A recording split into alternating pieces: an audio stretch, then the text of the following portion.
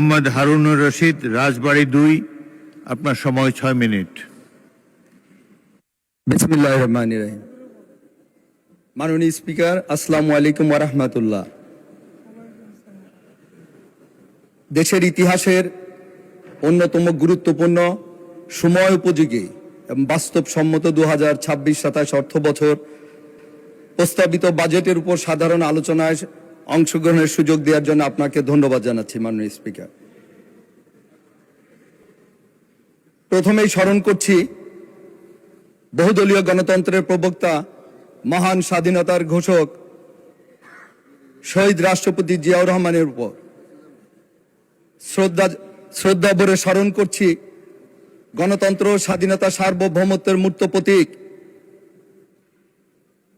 সাবেক 3 বারের প্রধানমন্ত্রী, আপসহীন নেত্রী মমতাময়ী মা মরহুমা বেগম খালেদা জিয়ার উপর আন্তরিকভাবে ধন্যবাদ জানাচ্ছি 18 কোটি মানুষের প্রাণের স্পন্দন, বাংলাদেশের সবচেয়ে জনপ্রিয় জনব্যক্তিত্ব, আকাশচুম্বী জনপ্রিয়তা, বাংলাদেশ জাতীয়তাবাদী দল বিএনপির চেয়ারপারসন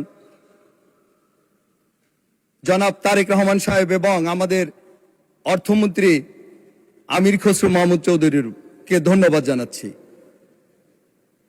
মাননীয় স্পিকার, আজকে 2026-27 অর্থ বছরের বাজেট আলোচনায় আমি শুধু এটুকু বলবো যে সামগ্রিকভাবে আমাদের যে প্রস্তাবিত বাজেট, এই বাজেটের আমরা সফলতা কামনা করছি। 11 জুন প্রস্তাবিত বাজেট পেশ করার পর থেকে 2026-27 অর্থ বছরের উপর সাধারণ আলোচনায় আমরা প্রতিদিন আমরা দেখছি বিভিন্নভাবে এই বাজেটের পক্ষে বিপক্ষে কথা হচ্ছে। আমরা শুধু এটুকু বলতে চাই, দীর্ঘ 17 বছরের আন্দোলন সংগ্রামের মধ্য দিয়ে আমাদের প্রিয় নেত্রী এবং আমাদের পার্টির চেয়ারপারসন জনাব তারেক রহমান সাহেবের সুযোগ্য নেতৃত্বে দীর্ঘ আন্দোলন সংগ্রামের পর 24 জুলাইয়ের রক্তস্নাত গণ অভ্যুত্থানের মধ্য দিয়ে 5 আগস্ট ফ্যাসিস্ট সরকার পালিয়ে যাবার পর ফ্যাসিস্ট বিরোধী যত শক্তি ছিল সবার সমন্বয়ে অন্তর্বর্তী সরকার তাদের প্রথম এবং প্রধান যে কাজ, একটা অবাধ, সুষ্ঠু, নিরপেক্ষ নির্বাচনের মধ্য দিয়ে গত 12 ফেব্রুয়ারি এদেশের মানুষ যখন অখণ্ড সমর্থনের মধ্য দিয়ে বাংলাদেশের সবচেয়ে জনপ্রিয় দল, সর্ববৃহৎ দল বিএনপিকে জনগণ তাদের প্রত্যক্ষ ভোটের মধ্য দিয়ে এদেশের রাষ্ট্র পরিচালনার সুযোগ দিয়েছেন এবং আমাদের প্রিয় নেতা জনাব তারেক রহমান সাহেবকে প্রধানমন্ত্রীর দায়িত্বে অধিষ্ঠিত করার পর থেকে, সেই ডে 1 থেকে আমরা কিন্তু দেখেছি আমাদের প্রিয় নেতা আমাদের নির্বাচনী ইস্তেহার অনুযায়ী ভোটের কালি মুছার আগেই প্রতিটা নির্বাচনী ইস্তেহার, নির্বাচনী প্রতিশ্রুতি কিন্তু উনি এক এক করে উনি কিন্তু সেটা বাস্তবায়ন করে চলেছেন। তা আমরা সেই প্রিয় নেতার যে দেশপ্রেম, মানুষের প্রতি যে কমিটমেন্ট, আমরা আজকে এখানে ফ্যাসিস্ট বিরোধী আন্দোলনে যে আমাদের যে পরিমাণ আমাদের ক্ষতি হয়েছে, জানমালের ক্ষতি হয়েছে,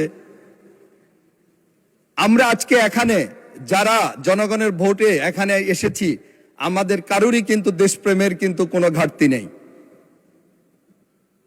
এই বাজেটে আমাদের প্রিয় নেতা তার দূরদর্শিতার মধ্য দিয়ে এদেশের উন্নয়নের জন্য, মানুষের মুক্তির জন্য, মানুষের কল্যাণের জন্য নিশ্চয়ই এরকম কোন বাজেট এখানে দেননি যেটা দেশের জন্য, দেশের মানুষের জন্য ক্ষতি হবে। তা আমরা সবাই আমরা পজিটিভ সমালোচনা করব যদি কোনো খারাপ কোনো কিছু এই বাজেটে থেকে থাকে আমরা সেটা অবশ্যই আমরা আলোচনা করে ইনশাল্লাহ সেটা যেভাবে ভালো করা যায় সেটাই আমাদের মতামত আমাদের ব্যক্ত করতে হবে। আমি একদম পিছনে বসে আমাদের অনেক সংসদ সদস্যের, বিশেষ করে আমাদের বিরোধী দলের সংসদ সদস্যরা যে অ্যাটিটিউডগুলা করে থাকেন, এটা কষ্ট হয়। দেখি তো আমি পিছন থেকে বসে, দেখা যায় সবাই তাদের অঙ্গভঙ্গি, তারা যেভাবে কথা বলেন, যেভাবে অধ্যত্ত অনেক সময় অনেক আচরণ করে থাকেন, খুব কষ্ট লাগে। আমাদের সবাইকে কিন্তু মানতে হবে যে আমাদের প্রত্যেকের একটা নিজস্ব আইডিওলজি আছে, রাজনৈতিক মতাদর্শে আমরা বিশ্বাস করি। আমরা একটা বৃহৎ দল, যে দলের আমাদের ইমোশন কিন্তু জিয়া পরিবার। আমরা এমন কিছু করব না, আমাদের ইমোশনের উপর আঘাত করব না যেটাতে আমরা কষ্ট পাই। ঠিক একইভাবে আমরা আমাদের অন্যান্য যারা আছেন তাদেরও একটা নিজস্ব আইডিওলজি আছেন, তাদেরও একটা মাননীয় সদস্য 2 মিনিটে বক্তব্য শেষ করেন। 2 মিনিট। মাননীয় স্পিকার, আমি আমার নির্বাচনী এলাকার রাজবাড়ী 2 নির্বাচনী এলাকা 210 রাজবাড়ী 2 পাংশা বালিয়াকান্দি কালুখালী এই অঞ্চলের জাতীয়তাবাদী শক্তি বিপুল ভোটে ধানের শীষকে বিজয়ী করেছেন।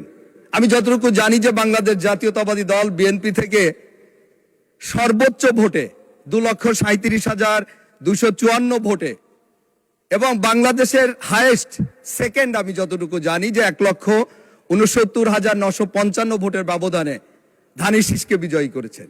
তো সম্ভবত আমার এই নির্বাচনী এলাকার মানুষের প্রত্যাশাও কিন্তু অনেক বেশি, এবং সে অনুযায়ী আমরা জানি যে ইতিমধ্যে আমাদের প্রিয় নেতা জনাব তারেক রহমান সাহেব সিগনেচার প্রজেক্ট হিসাবে পদ্মা ব্যারেজ, বহুদিনের স্বপ্ন, একটা আমাদের শহীদ রাষ্ট্রপতি জিয়াউর রহমান যে প্রকল্পের স্বপ্নদ্রষ্টা ছিলেন, আমাদের প্রিয় নেতা, আমাদের প্রিয় নেত্রী বেগম খালেদা জিয়ার অবদান, এবং সর্বশেষ জনাব তারেক রহমান সাহেবের দূরদর্শিতায় ইতিমধ্যে আমরা জানি যে একনেকে আমাদের সেই পদ্মা ব্যারেজ পাশ হয়েছে, এবং যেটার সুফল আমাদের 4টা বিভাগের 19টা জেলার 120টা উপজেলা সরাসরি এর সুফল ভোগ করবে।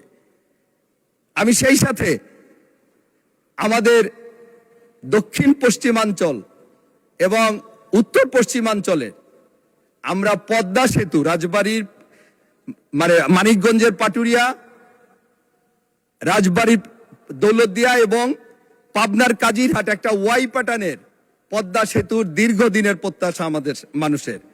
আমরা দেখেছি যে বিগত 25শে মার্চ একটা বাস দুর্ঘটনায় 27 জনের প্রাণহানি হয়েছিল। মাঝে মাঝে এরকম দুর্ঘটনা।